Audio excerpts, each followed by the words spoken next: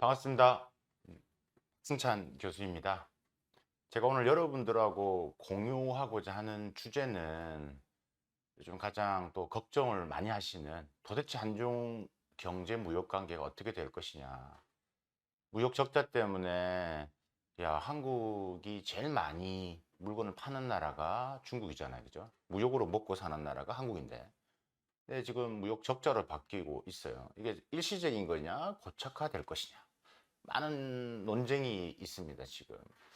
그래서 제가 오늘 여러분들한테 이제 한중 관계가 이제 30주년 지났는데, 어떻게 지내왔고, 앞으로 어떻게 갈 것인지, 그러기 위해서는 간단히 회고도 좀 해봐야 될 것 같고요.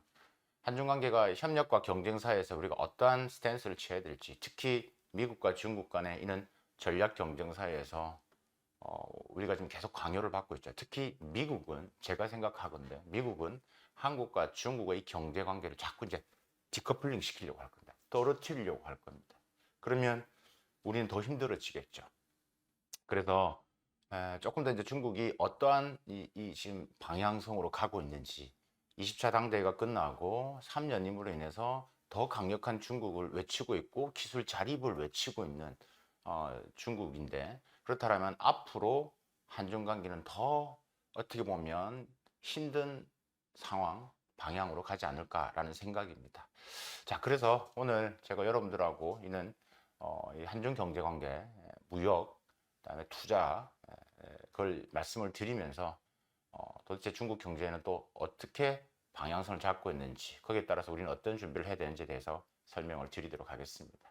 제 소개는 간단하게 뭐 이렇게 보시면 될 것 같고요. 저는 중국 칭화대에서 공부를 했고 지금 이제 미국에서 뭐 위중 기술 패권 관련돼서 계속 지금 연구를 좀 하고 있습니다.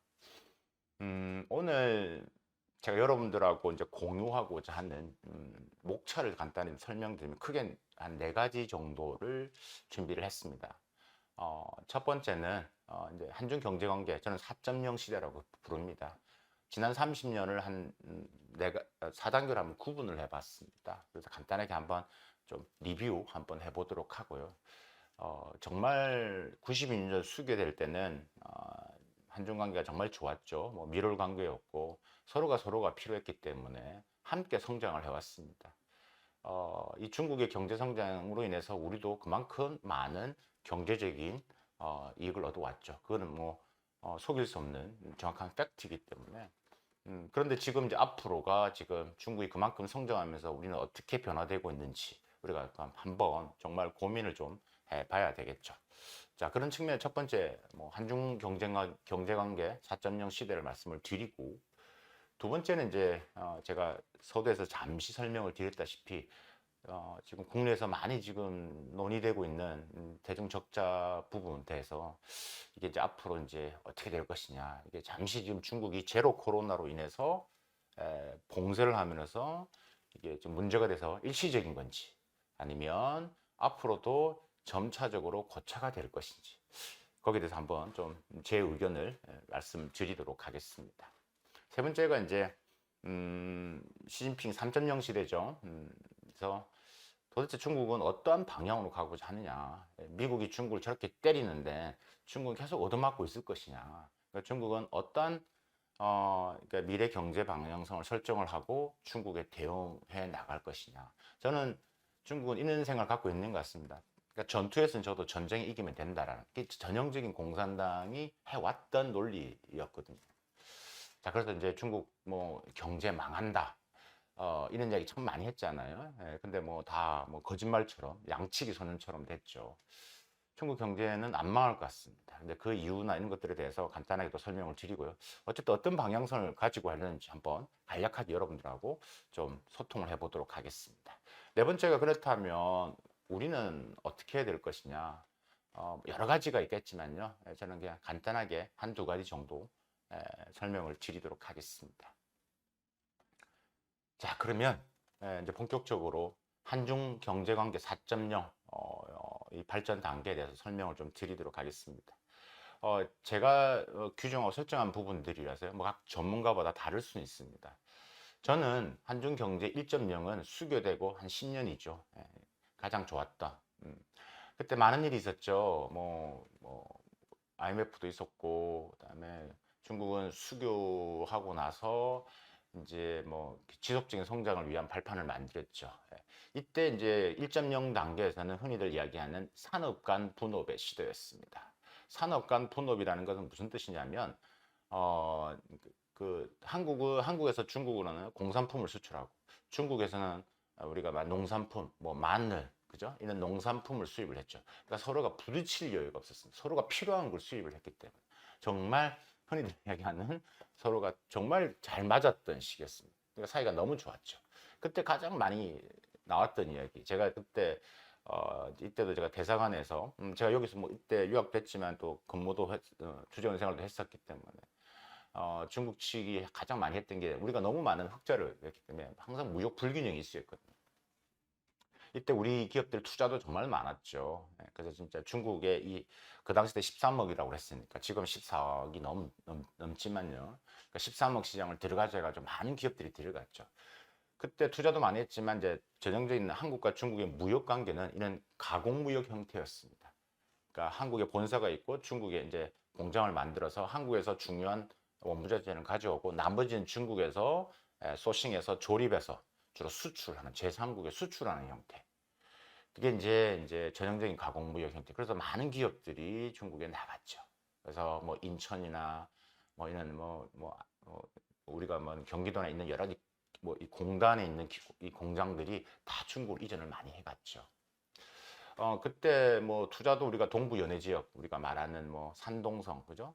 제가 기억한 데는 산동성 칭다오 같은 데만 해도 한참 많을 때는요 우리 투자 기업이요 거의 7천 개가 넘었습니다. 뭐 동북 삼성도 뭐 언어가 좀 편리하죠. 우리 교포분들이 있다 보니까 그래서 이제 동북 삼성도 진출을 많이 했죠. 어쨌든 이때는 노동 집약형의 제조업 산업이 가장 좋았던 시기였죠. 그리고 2.0 단계로 넘어갑니다. 2.0 단계 넘어가면서 중국이 본격적으로 이제 글로벌 경제에서 역할을 힘을 받게 된 중요한 사건이 있죠. 바로 WTO 가입입니다. WTO 가입은 뭐 앞에서 다른 전문가분도 말씀하셨는지 모르겠지만 이 미국이 아니었으면 중국이 WTO 가입이 힘들었죠. 미국은 중국 시장이 필요했고 중국은 또 미국 시장이 필요했죠. 그래서 중국의 WTO 가입이 어떻게 보면 중국 무역, 중국의 경제 성장에 결정적인 계기를 마련하게 됩니다. 그래서 이제 WTO 가입과 동시에 기존의 1.0 단계에서는 중국이 시장을 안 연 부분도 많았습니다. 그러니까 저렴한 인건비를 이용한 노동 집약형 산업이었거든요. WTO 가입하고는 WTO 가입한다는 것은 그 규정에 맞게끔 시장을 열어야 된다는 의미입니다. 때문에 중국이 가입을 하면서 개도국 입장에서 시장을 열면서 많은 이제 국가들이 중국 시장 들어가자 이런 거죠. 13억 시장 들어가자 했던 것들이죠. 그래서 우리 기업들도 기존의 1.0 단계하고 조금 다른 업종들이 또 이제 중국 시장에 문을 두드리게 됩니다. 이걸 이제 기반으로 해서 이제 중국이 계속 쭉쭉쭉 성장을 했죠. 그래서 독일을 추월하고 넘버 3가 되고요. 일본을 추월하고 넘버 2가 되죠. 그래서 이제 우리가 말한 G2라는 게 2010년도 일본을 추월하고 세계 경제 GDP 미국 다음에 2위가 됩니다. 이때부터 G2란 말이 이제 우리가 흔히들 나오게 되는 것들이죠. 그리고 산업 내 분업으로 이제 한중 관계가 조금 변화되기 시작합니다. 그러니까 중국이 이제 싼 것만을 만들려고 안 합니다. 그러니까 이제 좀 IT 산업 업종 넘어오기 시작하는 거죠. 산업 내 분업이라는 것은 앞에서 산업 간 분업은 산업이 다르다는 의미죠. 산업 내 분업은 중국도 IT 산업을 한다고 들어오기 시작합니다. 근데 다행히도 이때는 우리는 그래도 IT 산업 내에서도 업스트림 좀 상위의 기술을 했다면 중국은 다운스트림 좀 낮은 기술을 했습니다. 때문에 여기 2.0 단계에서도 그다지 부딪힐 일은 별로 없었습니다. 무역 형태도 이제 이때는 이제 가공무역 플러스에서 이제 일반 무역, 한국에서 만든 순수 수출하는 일반 무역도 많아지기 시작했고요. 진출한 지역도 광동성, 이 남부 연해 지역, 내륙 시장을 가기 위한 하나의 이제 전초 기지를 마련하기 시작했습니다. 그러면서 이제 여러 가지 이제 제조업 투자들이 더 많아지기 시작했고 업종도 이제 조금은 이제 더 나아가서 RT라든지 석유화학 이런 분야로 특히 이제 뭐 컨텐츠 산업도 마찬가지죠. 노동 및 자본 집약형 이런 산업으로서의 약간의 변화가 생겨나게 됩니다. 자, 그리고 3.0 단계에 들어가게 됩니다. 3.0 단계는 2013년, 2020년까지죠. 이때 이제 우리가 여러분이 잘 아시는 한중 FTA가 15년들이 있었고요. 또 이 사드 배치 16년도 있었죠. 이제 이때 이제 질풍노도의 시기가 다가오기 시작하는 거죠. 또 미중 전략 경쟁 2018년도죠. 트럼프가 본격적으로 무역 전쟁을 일으키면서 이제 시작됐죠. 이렇게 들어오면서 이제 한중 관계가 이제 저는 이제 이 한중 관계의 이 정치 경제 질풍노도의 시기다라고 표현을 합니다. 관계가 기존의 산업 간 분업, 산업 내 분업에서 이 품목 내 경쟁 및 분업 구조로 들어오기 시작합니다. 그러니까 경쟁을 하기 시작합니다. 서서히. 그다음에 우리 기업의 투자 형태들도 이제는 뭐 앞에서 말씀드렸던 동부 연해 지역, 그다음에 동부 삼성, 광동성에서 정말 이제 내륙 시장으로 들어가려고 하는 생산 거점이 다양하게 이루어지죠. 중국 기업들도 이제 한중 FTA가 되니까요.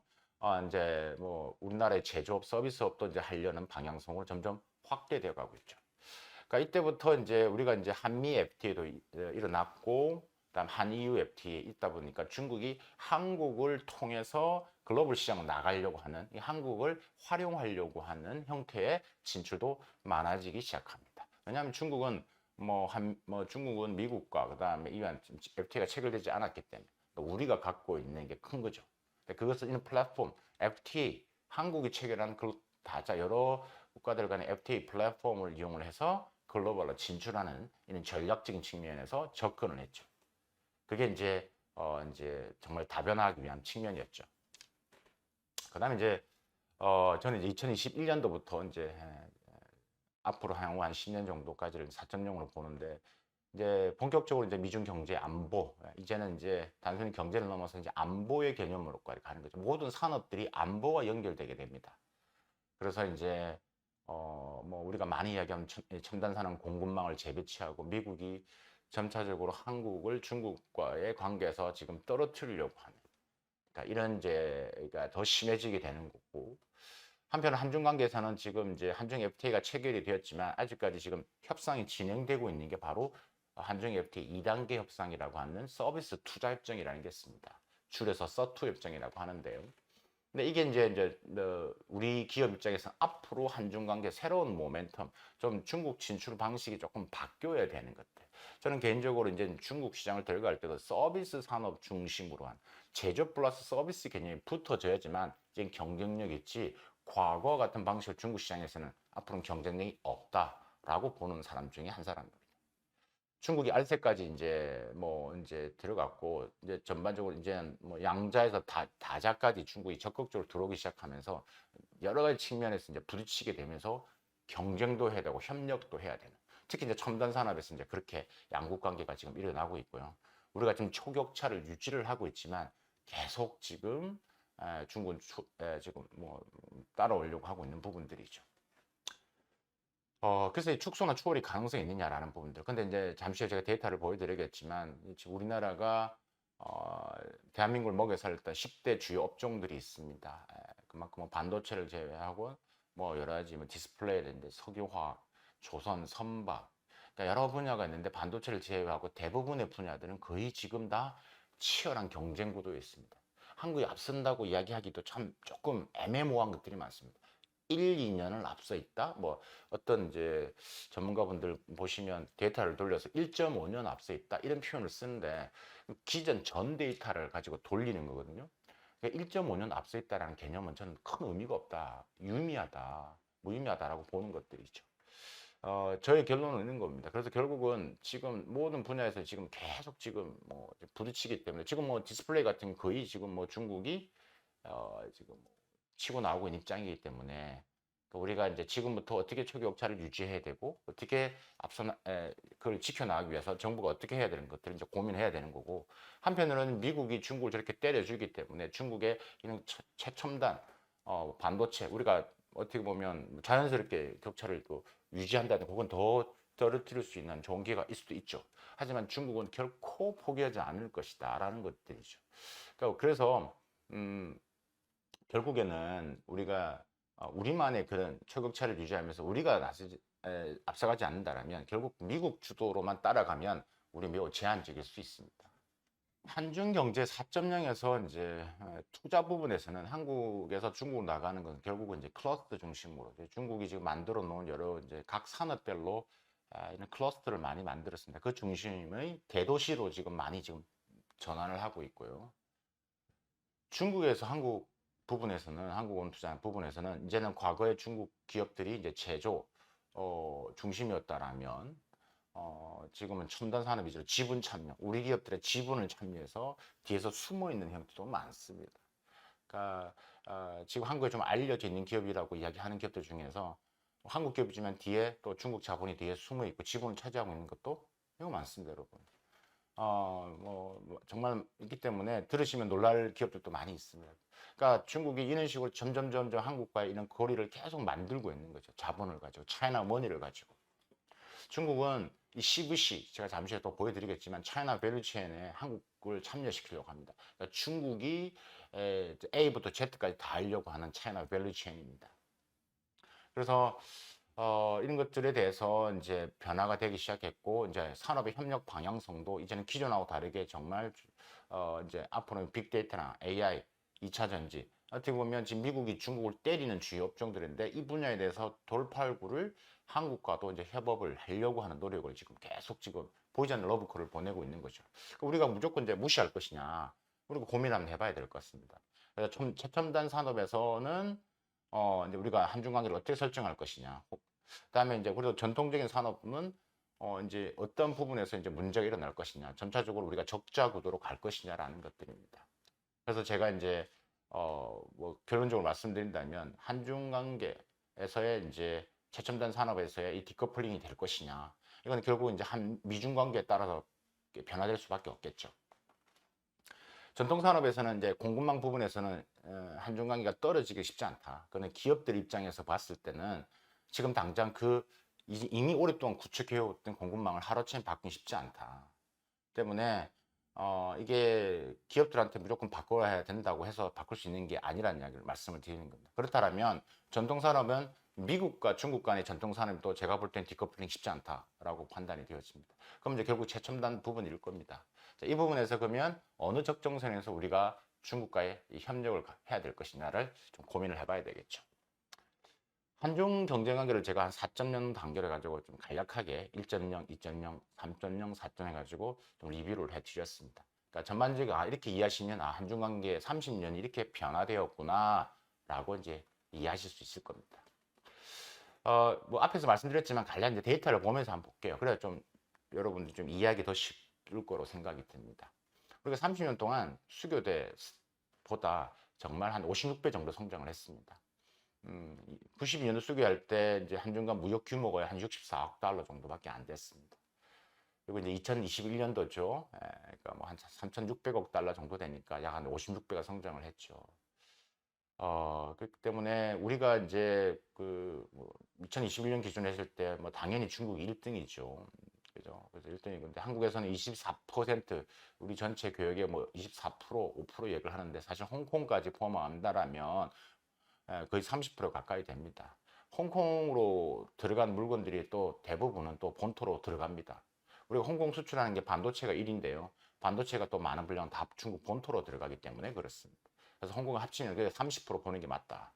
우리 전체 무역 흑자의 그만큼 80% 이상을 중국에 차지하기 때문에 우리가 이런 시장을 그냥 놓치고 있을 수는 없고 그냥 우리가 뭐 단순하게 뭐 지금 미국이 원하는 대로 뭐 한중 관계를 좀 단절시켜야 되냐 그에 대한 대안이 없는 상태에서 우리가 그런 이렇게 좀 위험한 생각을 한다라는 것은 우리 기업들, 우리 산업, 우리 경제 분명히 타격으로 다가올 수밖에 없다라고 저는 생각을 합니다. 단순히 이제 교육 규모니까 이제 지금 이렇게 말씀드릴 수 있지만 우리가 우리가 돈을 버는 수출만 봤을 때도 92년도에 한 10억 달러였는데요. 2021년에 1629억 달러입니다. 한 162배 성장을 했습니다. 전체 교육액이 한 56배 성장을 했는데 수출은 더 늘어났습니다. 그러니까 우리가 그만큼 수출을 많이 했다는 이야기죠. 투자도 많이 했죠. 그죠? 투자도 뭐 수교 당시 때보다 거의 뭐 48배 정도 증가를 했으니까. 근데 그만큼 교육 구조가 이렇게 성장을 했는데 근데 하나 특이한 사항이 보이기 시작합니다.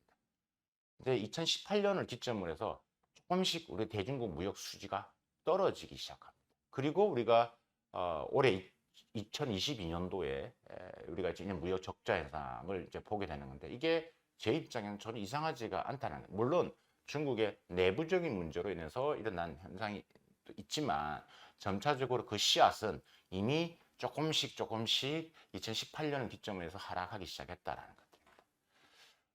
뭐 2019년도나 이는 뭐 반도체 가격이 하락하면서 거기에 영향이 따라서 반도체의 이 흑자 규모가 줄어들면서 전체에 큰 영향을 미쳤다라고 볼 수도 있지만 단순히 그렇게 보는 게 아니라 전반적인 구도에서 우리의 대중국 수출은 조금씩 지금 떨어지기 시작했고 또 중국의 대한국 수출은 조금씩 늘어나기 시작했던 거죠.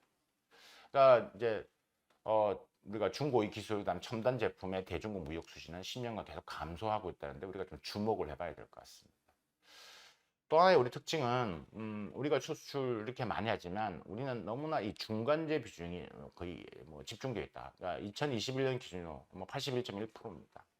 그러니까 우리가 소재 부품 장비 우리의 가장 경쟁력 있는 소재 소부장 산업이라고 말씀드릴 수 있겠죠. 그러니까 이 부분에 있어서의 비중이 너무 크다라는 것들이죠. 근데 이제 이 결국 산업의 이야기고 소재 부품 장비인데 이게 줄어든다는 의미는 결국 중국의 성장이 혹은 중국의 기술력이 그만큼 올라왔다는 것을 의미합니다. 자, 그건 또 잠시 또 보면 설명을 드릴게요. 소비재는 매우 작죠. 부분적으로 지금 우리 뭐 최근에는 제가 이제 중국 현지도 갔다 오고 기업 조사도 하고 시장 조사도 해봤을 때 여전히 한국 화장품 그 다음에 K푸드에 대해서 매우 좋아합니다. 근데 이 양이 크지 않다는 것들이죠. 그 단순히 지금 보시다시피 한국의 대중국 수출 의존도는 이렇게 꾸준히 지금 상승을 하고 있는 게 보이실 겁니다. 근데 어느 적정선에서 이제 더 이상 올라가지 않는 게 보일 겁니다. 품목들 보면 앞에서 말씀드렸던 10대 주요 품목들이죠. 반도체가 월등합니다. 그죠? 반도체가 월등한데, 이 반도체가 이제 월등한데, 반도체에서 이제 우리가 이제 얼만큼 유지를 할 것이냐, 우리가 반도체만 계속 믿고 있을 것이냐도 한번 고민해 해봐야 될 것 같습니다. 저는 제가 강조를 많이 하는 것 중에 하나가 넥스트 반도체가 필요합니다. 우리가 앞으로 10년을 아니라 더 후를 봤을 때 지금부터 넥스트 반도체를 준비하지 않으면 이게 한중 관계는 더 힘들어질 수밖에 없다. 경제 관계에서 우리가 계속 우위를 지켜나가지 않으면 전반적인 정치 구도나 글로벌 상에서의 국가적인 영향력 측면에서도 매우 많은 영향을 미칠 겁니다. 때문에 뭐 차세대 반도체뿐만이 아니라 앞으로 미래 먹거리를 위한 노력들이 더 많이 지금 우리가 지금부터 10년 후를 내다보는 좀 스타디와 좀 전망을 통해서 이제 우리가 좀 정부 차원에서 좀 투자와 정책 지원이 필요해 보이기도 합니다. 교육 의존도 아까 보시면요, 지금 중국 수입 시장에서 이제 뭐 특히 일본, 대만, 한국이 이제 거의 이제 경쟁을 합니다. 우리가 2위를 할 때도 있고 3위를 할 때도 있고. 그러니까 중국이 어느 나라 제일 많이 수입을 하느냐라고 했을 때 이런 부분에서 이제 근데 특징 하나 자체가 이제 한국이 조금씩 이제 밀리기 시작하고 반대로 이제 일본 제품들이 더 많이 수출되기 시작하는 것도 우리가 또 유심히 봐야 될 것 같습니다. 일본하고 중국과의 관계가 우리가 지금 아는 것처럼 매우 이게 안 좋은 것처럼 보이지만 경제적인 측면에서는 매우 긴밀하게 협력이 이루어지고 있습니다. 그러니까 일본의 기업들이 돈을 많이 벌고 있다는 것들이죠. 일본 기업들이 중국에서 많이 나온다, 탈중국 한다는, 물론 탈중국 합니다. 근데 탈중국하는 업종들을 좀 보셔야 됩니다. 나오는 업종도 있지만 들어가는 업종도 있습니다. 그러니까 우리가 안 좋은, 그러니까 부정적인 내용만 주로 보는데 계속 들어가서 비즈니스를 하고 있는 것들은 소개가 잘 안 되고 있죠. 근데 그것도 우리가 한번 좀 봐야 될 하나 이슈인 것 같습니다. 의존도 아까 말씀드렸습니다. 거의 뭐 홍콩 포함하면 반도체 같은 게 훨씬 더 높은 비중을 차지하고 있고요. 어쨌든 지난 30년 혹은 이제 최근 뭐 일어나고 있는 우리 이런 현상들을 보면서 이제 한중 간에 있는 경합도, 제가 말씀드렸다시피 한중 관계가 이제는 거의 이제 품목 내, 그러니까 우리가 이야기할 때 그러니까 물건을 수출할 때 HS 코드라는 게 있는데 그 코드 같은 번호를 두고 이제 경쟁을 합니다. 미국에서 시장에서 한중 간에도 경합도가 높고요. 2019년도부터는 아세안 시장에서도 이제 2019년도라는 것은 미중 간 전략 경쟁 이후죠. 그때부터 이제 메이드 인 차이나와 메이드 인 코리아 간의 경합도가 점차적으로 올라가고 있다. 그래서 무역 특화 지수, 그러니까 저희 이제 학자들 입장에서 있는 데이터를 돌릴 때 무역 특화 지수, 혹은 수출 경합도 이런 무역 관련된 지수들이 있거든요. 이런 것들 돌려봤을 때 점차적으로 제3국 시장에서 경쟁이 좀 치열해지고 있다라는 것들이 특징인 것 같습니다. 제가 두 번째 여러분들하고 이제 공유하고자 하는 것은 무역 적자 이야기겠죠. 이게 일시적이냐 고착화 될 것이냐. 제가 신문 매체에서 막 떠도는 그 제목 타이틀만 한번 뽑아서 이렇게 한번 만들어 봤습니다. 그대로 제가 캡처를 떠서 붙였는데요. 뭐 제목 보시면 아시겠지만 한중국의 30주년 친구로 살 것이냐 적으로 살 것이냐. 반도체 대중 수출 비중 20년 새 13배 늘었다. 하지만 반도체 빼면 대중 무역 수지는 이미 적자로 돌아섰고 골든타임 놓쳤다. 중국 시장 끝나느냐. 이런 기사들이 지금 막 흘러나오는 것들이죠. 그래서 우리가 이제 이런 부분에서는 저는 고착화를 말씀드리는데 가능성이 높다. 디스플레이 아까 말씀드렸죠. 우리가 디스플레이를 이야기할 때 가장 대표적인 게 TFT LCD입니다. 돈을 많이 벌었습니다. 그죠? 이런 LCD 분야에서 이제 중국이 이제 2017년도를 기점으로 한국을 추월을 했죠. 그래서 지금은 중국산 이 LCD가 전 세계에서 한 2021년 기준으로 했을 때 63%를 차지하고요. OLED 같은 거 우리가 이제 디스플레이도 계속 기술이 발전함에 따라서 이제 변하잖아요. LCD에서 이제 OLED, 그다음에 QLED 넘어가는데 지금 OLED도 제 이야기가 아니라 현업에 계신 분들 만나면 멀지 않았다는 이야기입니다. 그러니까 점차적으로 중국이 정부의 지원, 그죠? 그다음에 자국산 중심의 이런 정책 기조에 따라서 시장을 바탕으로 해서 이제 성장을 하는 거죠. 많이 만들면 잘 만들게 됩니다. 근데 거기다 가격도 싸요. 그러니까 이제 점차적으로 이제 시장이 변화되기 시작하는 것이죠. 그러니까 디스플레이 산업을 보면서 다른 산업을 우리가 좀 유출을 하는 겁니다. 그러니까 반도체처럼 시간이 좀 걸리는 부분이 있지만 다른 업종들에서는 이미 제가 말씀드렸다시피 좀 시장에서 변화가 일어나고 있고 그것을 빨리 감지를 해야 되고 거기에 따른 대응 마련하지 않으면 한중 관계가 우리가 지금 이렇게 무역 적자 몇 개월 했는데 난리가 났었던 것처럼 이제 그걸 받아들일 수도 있는 몇 년 후에 그래서 우리가 조금 더 깊게 고민해 봐야 된다. 그렇다면 그러면 왜 제가 대중무역 적자 고착화 가능성이 높다라고 보는 것은 크게 세 가지로 한번 정리를 해봤습니다. 일단요, 2020년 상반기 기준으로 봤을 때 우리가 중국과의 교역한 품목이 약 한 5,448개 정도 됩니다. 그게 적자로 지금 바뀐 게 거의 3,835개, 그러니까 70% 이상입니다. 그러니까 웬만한 분야에서는 이제 적자로 바뀌었다는 이야기죠. 첫 번째 제가 그러면 고착화 가능성의 원인, 배경으로 잡는 것은 일단은 지금 이제 고부가 같이 우리가 첨단 산업을 제외하고 우리가 그 전에 1.0 단계, 2.0 단계에 들어갔던 노동 집약형 산업의 탈중국화가 가속화되고 있죠. 중국에서 나오는 기업들은 뭐 많이 나옵니다. 그건 장사가 안 되는 거, 사업이 안 되는 것들이지. 왜? 경쟁력이 없기 때문에 그렇습니다. 냉정하게 말씀드렸습니다. 우리가 조금 좋아도 가격 차이가 너무 난다든가 또 혹은 중국 기업이 더 잘 만든다는 거, 비슷하게 만든다는 거죠. 그러니까 이게 가속화되면서 한중 간의 이 전형적인 이 무역 협력 형태, 가공무역 형태라고 했습니다. 가공무역 형태. 그래서 이제 연결 구도였죠. 한국에서 원부자재 가져가서 중국에 조립을 한다든가, 그죠? 이런 가공무역, 가공 형태 사실 여러 가지가 있긴 한데, 뭐 다 말씀드리니 그렇고요. 가공 형태가 축소되기 시작했다. 그래서 중간재 수입이다 보니까 지금 중국에서 이제 한국 수입하는 이 중간재 수입 증가율도 확연히 2017년도에 53.3%에서 2022년도는 한 21.7%로 떨어졌다. 그래서 앞에서 말씀드렸다시피 한중 관계가 산업 간 분업, 산업 내 분업, 품목 내 분업 및 경쟁으로 심화되면서 이제는 똑같은 제품을 만들면서 이제 점점점 하다 보니 밀리기 시작했다. 첫 번째 이유고요. 그리고 이제 뭐 한중관계 수직적 분업에서 이제는 수평적으로 갔다. 두 번째가요. 중국의 국산화 전략. 이거 꼭 기억하셔야 됩니다. 저는 이제 이것을 제 책에서 처음 이 말을 표현을 썼는데 차이나 밸류체인이라는 말을 썼는데 CVC 이게 더 고도화되고 있다는 이야기입니다.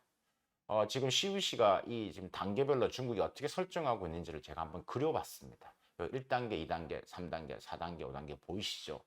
그러니까 중국이 차이나 밸류체인 A부터 Z까지 모든 걸 다 하겠다. 이게 해왔는데 미국이 중국을 때리기 시작하면서 더 가속화되고 더 지금 집중화되고 있는 것들이죠. 그래서 지금이 2015년, 2025년에 들어가는 3단계 지금 해당되죠. 중국의 제조 강국을 진입하기 위한 단계로 지금 한 전략이죠. 그래서 지금은 말을 잘 하지 않지만 기존의 중국 제조 2025라든가 인터넷 플러스 전략이라든가 10대 신성장 전략 이런 것들로 인해서 이제 하고 있는데 여전히 중국은 이 CBC 전략을 진행을 하고 있고 이게 더 이제 고도화되면 한국의 이제 기존에 우리가 또 많이 수출했던 정밀기기, 정밀화학 이런 고부가 산업들이 대중 수출이 더 하락할 수밖에 없다. 그래서 이제 뭐 통계를 데이터를 보더라도 뭐 그죠 뭐 훨씬 더 뭐 컴퓨터나 주변 기기, 통신 장비 이런 것들도 수출 비중이 점차 떨어지고 있는 것을 우리가 확인할 수 있습니다. 세 번째 이유는 아, 중국이 가장 또 강력하게 또 밀고 있고 또 가장 지금 뭐 세계에서 가장 강한 게 바로 데이터죠. 그러니까 이 중국의 빅데이터라는 것은 그만큼 인구가 많고 그것을 데이터화 시켰기 때문에 빅데이터가 강하다 보니까 AI도 중국이 지금 특히 이제 좀 부분적인 안면 인식 기술 이런 것들이 뭐 세계에서 넘버원이지 않습니까? 그러니까 그런 기반을 통해서 중국이 이제 저는 이것을 메이드 인 차이넷이라는 표현을 쓰는데 차이넷은 차이나와 인터넷이 합쳐진 겁니다. 빅데이터 기반에서 물건을 그냥 찍어내는 겁니다. 한미 FTA, 그다음에 한 EU FTA, RCEP 등에 따라서 중국 기업이 한국 진출, 뭐 지분 참여 등 어떤 형태로든가 한국을 이용하려는 게 더 많아지면서 중국의 중간재, 자본재, 대한국 수출이 더 늘어날 것입니다. 우리는 수출이 떨어지지만 중국의 대한국 소부장 진출이 더 많아지고 그 데이터로 좀 나오고 있지 않습니까? 수입 비중이 점차 늘어나고 있는 중국산 소부장입니다. 그만큼 중국이 중국은 이미 이제 뭐 제조 부가가치에서 뭐 2010년도부터 지금까지 세계 1위를 하고 있죠. 근데 핵심은 이 소재 부품 장비가 그만큼 경쟁력을 갖추면서 이제 한국을 들어오기 시작하면서 이제 뭐 대중국 수입은 늘어나고 우리의 대중국 수출은 줄어들면서 자연스럽게 무역 적자 구도가 일어날 수밖에 없다라는 이야기입니다. 거기다가 지금 우리가 또 중국에 이런 의존하고 있는 품목수 우리가 지금 계속 이야기하고 있고 앞으로 광물 자원들이 전략산업 안보와도 매우 연결되는데 그 중에서 우리가 이야기하는 뭐 마그네슘, 상하 텅스텐, 뭐 반도체나 첨단 산업에 들어간 이런 전략적 광물 자원들, 뭐 수산화 리튬, 그죠? 우리가 2차 전지라고 하죠. 이런 것들이 거의 많은 부분들이 지금 중국산에 의지하고 있습니다. 근데 문제의 핵심은 이거를 이제 우리가 다변화 이야기를 많이 하는데 이게 하루아침에 다변화가 그렇게 쉽지가 않다는 얘기죠. 그렇기 때문에 우리가 이게 좀 장기적인 플랜에서 우리가 계속 노력을 해야 되고 기업들이 다변화할 수 있도록 정부가 계속 소통하는 게 중요한데 기업들은 비즈니스를 돈을 벌어야 되기 때문에 중국산을 좋아서 쓰는 게 아니라 가격 경쟁력, 제품의 특성인 것에 따라서 훨씬 더 물류비도 쌀 것이고 더 먼 나라에서 수입하는 것보다. 그러니까 그런 비즈니스 측면에서 하는 거기 때문에 단순히 정부에서 한다고 해서 기업들이 움직일 수 있는 건 아니거든요. 때문에 이거 좀 체계적인 접근이 좀 필요해 보인다라는 거고요. 이것으로 인해서 더 이제 중국산 수입은 확대될 수밖에 없다라고 말씀드릴 수 있을 것 같고요. 서비스 분야도 이제 잠시 좀 말씀을 드리면 서비스 분야가 이제 한중 관계에서 이제 좀 성장을 했는데 이게 이제 우리가 뭐 대중국 수출 부분이 떨어지지만 앞으로는 어떻게 보면 결론적인 측면에서 이 서비스의 개념을 가미한 제조가 이제 일어나야지만 우리가 대중 수출을 계속 유지할 수 있다라는 말씀을 드리고 싶고 근데 핵심은 또 하나는 이제 뭐 중국의 서비스 이 업종들도 한국의 진출을 더 가속화하려고 하고 있고요. 그래서 이제 지금 한중 FTA 후속 협상인 서비스 투자 협정에 따라서 향후가 어떻게 변화될 것이냐. 어떤 협상의 결과에 따라서 우리가 지금 떨어지고 있는 무역 이 적자 국면을 조금 더 만회할 수 있느냐가 바로 여기서 또 결정이 될 수 있다. 저는 그렇게 생각을 합니다.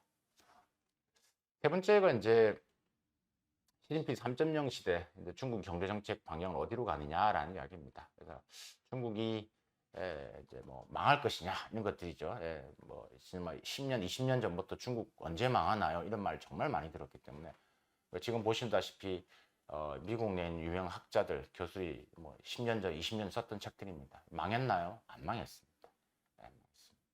우리가 이런 책들이 그러면 이런 책들에서 어떤 이야기를 하고 있느냐? 그럼 중국 왜 망하느냐라는 이야기를 한번 해볼게요.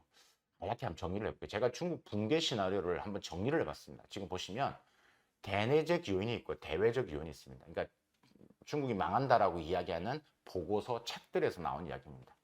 그럼 대내적 요인은 뭐냐면 첫 번째가 정치적 갈등이죠. 그죠? 정치적 민주화, 부정부패, 그다음에 공산당 내부에서 있는 갈등, 그죠? 공산당의 경직성, 그것으로 인해서 불만이 많이 증대되겠죠. 뭐 지금처럼 제로 코로나로 인해서. 그럼 이제 그게 들면 공산당이 몰락하면 중국은 망한다. 뭐 이런 시나리오입니다. 다음 또 하나가 사회적 갈등이죠. 또 3대 격차라고 하는 도농 간의 격차, 빈부 간의 격차, 그죠? 동서 간의 격차. 그죠? 이런 부분들. 그다음에 소비의 양극화, 그다음 인구 오너스, 인구가 줄어들면서 중국이 생산 제조 대국에서 이제 멀어지기 시작한다. 그러니까 이것으로 인해서 경제 성장률이 둔화되면 실업률이 늘어날 것이고 실업률이 증가하면 불만이 많아질 것이고 그럼 물러가라 될 것이다.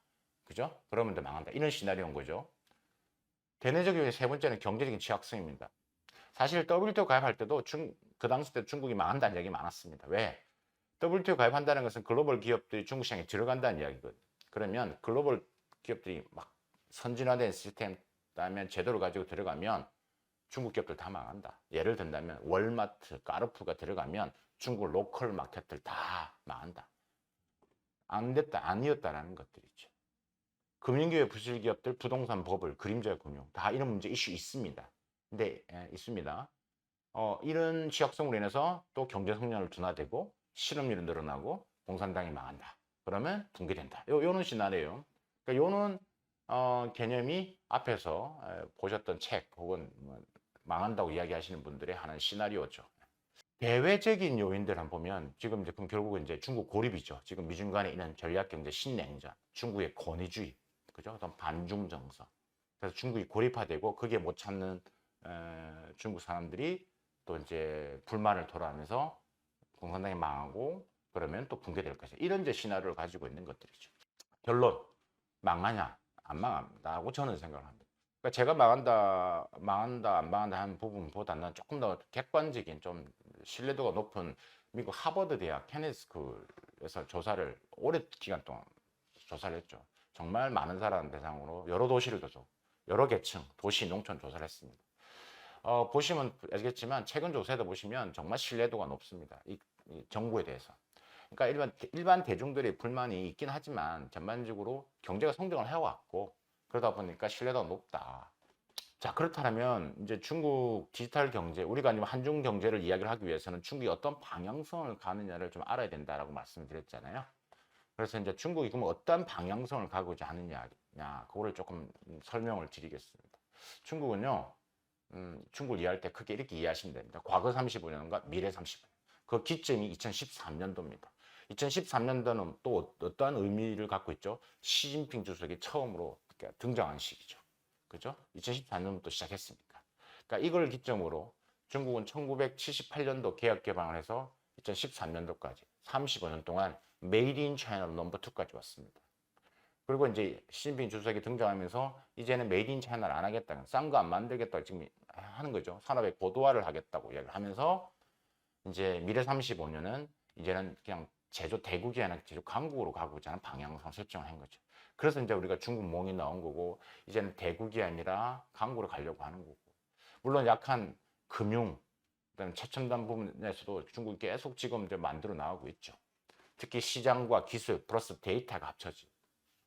그래서 중국이 지금 디지털 경제가 GDP 2021년 기준입니다. 중국 전체 GDP에서 디지털 지금 산업이 차지하는 비중이 39% 가까이 됩니다. 여러분들이 중국 하면 싼 것만 만든다고 생각하시는데 절대 그렇게 생각하시면 안 된다. 그건 미국이 더 잘 아는 것들이죠. 미국이 잘 알기 때문에 중국을 자꾸 저렇게 때리는 겁니다. 더 이상 성장. 지금 미국의 생각은 미중 간의 기술 격차를 유지하는 게 아니라 아예 떨어뜨리려고 하는 겁니다. 팔다리를 잘라내려고 하는 것들이죠. 중국은 그러니까 이제 어떤 전략적인 변화가 일어났냐라는 걸 봤을 때 저는 크게 네 가지로 좀 정리를 합니다. 첫 번째가 중국이 쭉 이제 78년 개혁 개방하고 기술 산업들이 어떻게 성장해 왔냐를 지금 네 가지 단계로 딱 이해하시면 됩니다. 첫 번째가 시장 환기술. 중국이 개혁 개방하고 외국 기업들 기술 갖고 오면 시장 줄게. 시장과 기술을 맞바꾸는 전략이죠. 그래서 많은 기업들을 유치했죠. 성장을 했습니다. 그리고 돈을 많이 벌었죠. 그리고 바로 두 번째 전략, 기술적 건너뛰기, 리프로깅이라고 하는 겁니다. 이게 무슨 말이냐면 한 단계를 그 다음에 점프해 가는 것들이죠. 예를 한번 들어볼게요. 우리는 예전에 VTR 시장이라고 있었지 않습니까? 우리가 비디오 테이프라고 하죠. 지금은 다 DVD로 보잖아요. 중국은 아예 VTR 시장이 존재하지 않았습니다. 바로 DVD로 점프. 그게 리프로깅, 기술적 건너뛰기입니다. 그렇게 해서 돈이 많으니까 점프 하는 거죠. 예전에는 기술 격차가 멀리 나섰는데 점프 우리가 스텝 바이 스텝으로 갈 때. 세 번째가 go global입니다. 돈이 많으니까 막 사들이는 거죠. 많이 보셨던 중국 기업의 글로벌 기업들 M&E, 에너지 기업들, 그죠? 무슨 전자 기업들. 자, 이런 이제 go global들. 근데 반중 정서가 심해지면서 이것도 힘들게 되는 거죠. 다른 데 다 팔아도 중국에는 안 팔아. 이렇게 되니까. 그래서 이것도 이제 어려움이 다니까 지금 중국이 하고 있는 게 뭐냐면 오픈 이노베이션 하려고 합니다. 다른 국가 간에 처음부터 협업을 위한 오픈 개방 혁신을 해보려고 합니다. 근데 지금 이제 코로나 때문에 좀 막혀 있는 구조죠. 근데 방향성은 이렇다라는 이야기입니다. 제가 이제 중국 제 책에서 이렇게 설명을 좀 한 적이 있는데요. 중국이 어떤 방향으로 갈 것이냐. 저는 표현을 이제 팬다의 근육을 키워라. 등치만 크고 물렁물렁한 살을 이제 근육을 키우려는 방향성을 제가 이렇게 한번 그려봤습니다. 그러니까 중국 공산당의 생각인 거죠. 그래서 이제는 양적이 아니라 질적이고 대국이 아니라 강국이고, 그죠? 이제 메이드 인 차이나가 아니라 인터렉츄얼 매니팩처링 차이나 가려고 하고, 그다음에 이제 결국 소부장 기업을 키우기 위해서 지금 상하이에 만드는 커총반이라든가 베이징에 만드는 베이징 증권거래소라든가 이런 것들이 다 이런 큰 프레임에서 하나씩 움직이고 있다. 그래서 이제 미래 차이나 밸류 체인도 구축한다는 이야기입니다. 그래서 이걸 한번 참고해서 보시면 중국의 방향성 설정할 수 있을 것 같고요. 제가 그 중에서 유심히 관심을 가진 건 결국 사람의 변화입니다. 지금 보시면 이걸 이제 맥거프의 법칙이라 그러죠. 이제 디지털 인구가 많아지면 이 속도가 더 빨라집니다. 기하급수적으로. 그러니까 예를 들어 볼게요. 중국에서 1억 명 사용자가 도달한 시간을 보시면요. 예전에 피처폰이 나올 때 중국에서 1억 명 사용자가 15년이 걸렸습니다. 스마트폰에서 1억 명 사용자 만들 3년이 걸렸습니다. 위챗 할 때는 한 1.5년이 걸렸죠. 그리고 쭉 내려오다가 점점 빨라지게 됩니다. 여러분 잘 아시는 틱톡, 도인 같은 거는 100일 만에 사용자 1억 명을 모았습니다. 중국의 스마트폰을 사용하는 사용자 수가 13억 명이 넘습니다. 그러니까 이제 점점점 빨라지는 것 같아요. 이게 이제 앞에서 말씀드렸다시피 디지털 인구는 이게 하나가 뭐가 만들어지면 점차적으로 데이터 기반에 서 점차 속도가 빨라지는 것들입니다. 그러니까 우리가 예측하는 것보다 빨라질 수밖에 없다는 이야기죠. 중국이 이제 하는 경제적인 방향성이죠. 그러니까 내수를 좀 더 키우고 수출보다는 고도화를 더 하려고 할 것이고, 이제 지역도 이제는 분리된 게 아니라 하나의 이 그룹핑 시키는 경제 통합을 하는 방향으로 점차 나가고 있다라는 겁니다. 앞에서 말씀드린 이런 맥거프의 법칙이 작용하고 있다라는 이야기입니다. 제가 중국 현지를 정말 많이 돌거든요. 직접 제가 경험한 것도 정말 많습니다. 그래서 지금 보시는 오무현상들. 그래서 공이 없는 세상이라는 게 전기차를 말하는 거죠. 냉장고 없는 세상이라는 것은 빅데이터 세상을 말하는 겁니다. 냉장고 왜 필요하냐 그죠? 내일 먹을 것을 왜 사냐는 딱 알고 있다라는 거죠. 가족이 먹을 계란이 몇 개고 어느 정도의 뭐 고기가 필요하고 야채가 필요하고, 이게 지금 말하는 빅데이터가 가능한 거죠. 지갑 없는 세상 아시다시피 뭐 중국은 다 뭐 위챗페이나 알리페이나, 요즘 중국에 뭐 대도시 같은 젊은이들은 지갑을 안 들고 다니, 그냥 폰 안에 들고 다닙니다. 계산 없는 세상은 다 무인상점, 우리나라도 무인상점 많지만 우리보다 훨씬 더 빨리 무인상점을 했습니다. 그냥 팩트를 말씀을 드리는 겁니다. 그죠? 노 없는 세상이라는 것은 우리가 산업용 로봇이죠. 중국이 세계 4대 산업용 로봇 쿠카를 독일 기업이 인수했죠. 엄청난 파급을 미쳤죠. 때문에 중국이 이러한 것을 통해서 지금 이제 중국 13억 명을 지금 시간과 공간을 통해서 하나씩 묶고 있는 것들이죠. 이것을 이제는 이제 디지털 일대로를 통해서 점차적으로 확대를 하려고 하는 거고, 미국은 그것을 막으려고 한다. 마지막 전략 부분입니다. 제가 여러 가지를 많이 했지만 오늘 뭐 간단하게 한 두 가지 정도를 설명드리려고 합니다. 중국은 이 공산당에 뭉쳐진 혁신, 중국 기업들 물론 빅데이터 기업들을 지금 제재를 하는 부분도 있지만 전반적인 부분에서의 이런 소재 부품 장비 이런 혁신 기업들에 대한 기업들을 계속 지원을 하고 있습니다. 그러니까 공산당에서 뭉쳐진 이 혁신, 저는 빅피쉬인데 하나하나의 기업들이 공산당 이름에 하나에 뭉쳐진 거예요. 엄청 커지죠. 여러분이 보고 계시다시피. 그럼 우리가 갖고 있는 장점은 결국은 스피드하고 유연성입니다.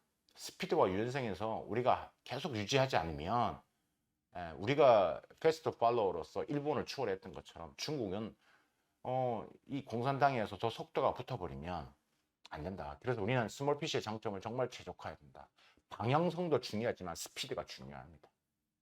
그러기 위해서는 뭘 해야 되겠어요? 당연히 규제를 풀어야 되겠죠. 저는 기술 경쟁력을 참 많이 이야기를 합니다. 우리나라에. 우리가 기술 경쟁력, 초격철 기술 경쟁력. 근데 기술 경쟁력보다 더 중요한 게 뭐냐면 혁신 경쟁력입니다. 혁신 경쟁력 하기 위해서는 규제를 풀어야 된다고 했습니다. 그러니까 기술 경쟁력은 사람, 돈 투자하면 그죠? 계속 빨라지는 거죠. 근데 여러분 돈, 사람 하면 중국이 우리보다 훨씬 더 많습니다. 그죠? 중국 인재도 많고. 근데 혁신 경쟁은 진짜 제도적인 이 규제를 풀지 않으면 결코 우리가 지금처럼의 초급체 유지는 어렵다. 제가 기업인들 만나서 많이 듣는 말 중에 항상 제 가슴 속에 있는 말이 있습니다. 기업인들이 이런 말을 합니다. 한국은요, 선수보다요, 심판이 더 많아요. 그러니까 R&D 경쟁력이 안 되는 거예요. 이게 정부에서 한다고 했지만 아직까지도 현장과는 너무나 규제가 멀어 보입니다. 일단 하나 예를 들고 오늘 강의 마무리하도록 하겠습니다. 우리가 로봇 산업 했는데 정부에서 이런 규제 완화한다고 해서 막 얘기를 하고 있습니다. 여러분 대구 지하철 3사 혹시 아시잖아요. 그때 많은 분들이 이제 희생을 당하셨죠. 그때 이제 정부에서 소방형 로봇을 만들자.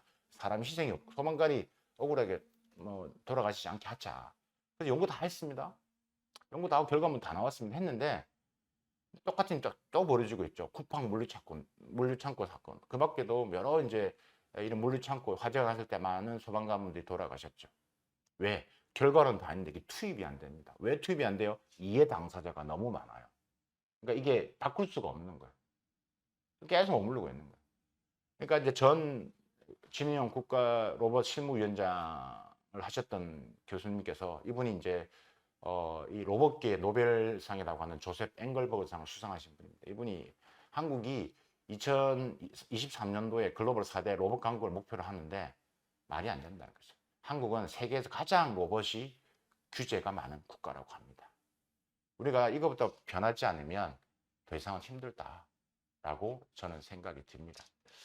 결국 사람인 것 같습니다. 정보도 있지만 사람이 움직여야지만 우리가 플러스의 부가가치를 만들 수 있습니다.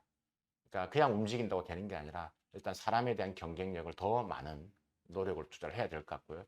제도적인 측면, 앞에서 말씀드렸다시피 혁신 경쟁을 하기 위해서 어떤 정부, 기업적인 노력이 필요한지 우리가 고민을 해봐야 될 것 같습니다. 앞으로의 한중 협력은요, 기술 자원과 데이터가 집중됩니다. 자금도 다양한 주체들이 이제 모여지는 가능성이 있습니다.